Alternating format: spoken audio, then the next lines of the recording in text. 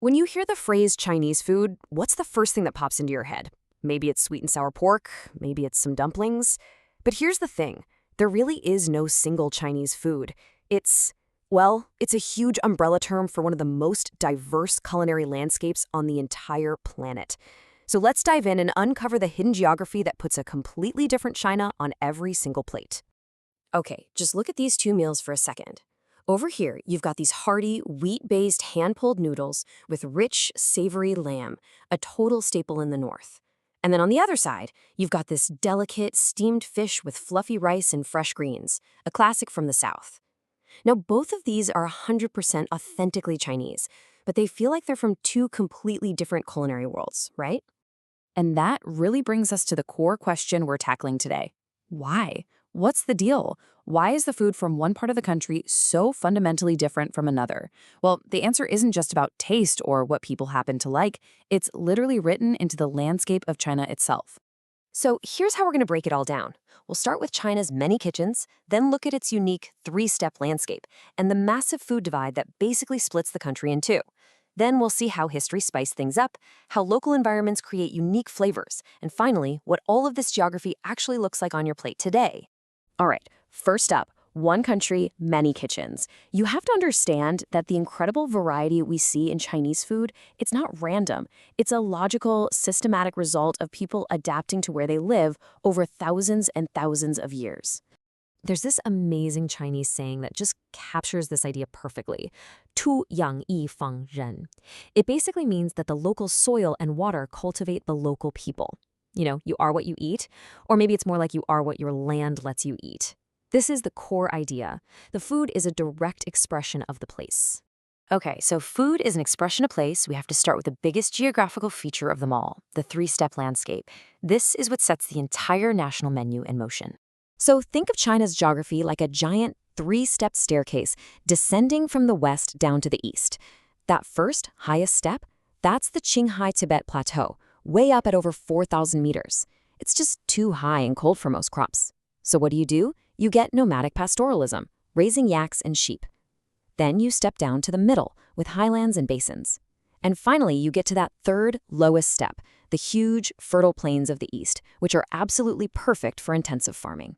And right away, this creates the first massive culinary split in the country. The high-altitude west becomes this world of pastoralists with diets full of meat and dairy, and the low-lying, well-watered east becomes the agricultural engine of the country with diets built around grains and vegetables. But even within that farming powerhouse in the east, there is another, even bigger divide. This brings us to what is, without a doubt, the single most important line on China's entire culinary map. It's called the Qinling-Huaihei line. Now, this isn't a political border you can see on a map. It's an environmental one. This line, made up of a mountain range and a river, neatly slices the country into a dry, temperate north and a wet, subtropical south. And that determines everything: rainfall, temperature, and crucially, what you can actually grow there. And here's the payoff. This line basically creates two completely different food civilizations. North of the line, you get what we call wheat culture. It's too cold and dry for rice paddies, so farmers grow wheat and millet. That leads to a diet of noodles, dumplings, and buns. But south of the line, it's warm and it's wet, perfect for rice paddies, and that creates a rice culture. This even shapes society itself. Wheat farming can be done by a single family, but rice paddies, they need massive community coordination to manage all that water. So geography laid the foundation. It's the canvas. But that doesn't tell the whole story. History is the paint, and it played a huge role in spicing things up, adding these incredible layers of complexity and flavor through migration and trade. Let's just fly through time for a second. While millet and rice were homegrown, so to speak, about 10,000 years ago, wheat actually arrived from West Asia. Then the Silk Road brought in stuff we think of as essential today: garlic, pepper.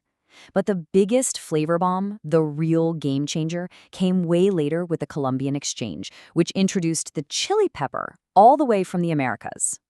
And the chili is the absolute perfect example. I mean, why did it become the soul of cuisines in places like Sichuan and Hunan? Well, those regions are incredibly humid. And in traditional Chinese medicine, there's a belief that eating spicy food helps get rid of that dampness from your body. So this foreign ingredient was adopted because it was the perfect solution to a local, climate-related problem. So we've seen the big picture. Now let's zoom in a little bit and see how these specific local environments, the coast, the mountains, the plains, create their own totally unique flavor profiles. It all comes back to another one of those simple, powerful sayings. Those living on a mountain live off the mountain. Those living near the water live off the water. It's just brilliant, right?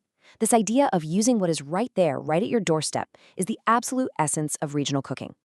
And you can see this in action right here. Take Fujian on the coast. It is all about fresh seafood, which creates this light, umami-rich cuisine. Now, contrast that with Anhui, a landlocked, mountainous province. Its food relies on these hearty stews using wild herbs, mushrooms, and game from the mountains.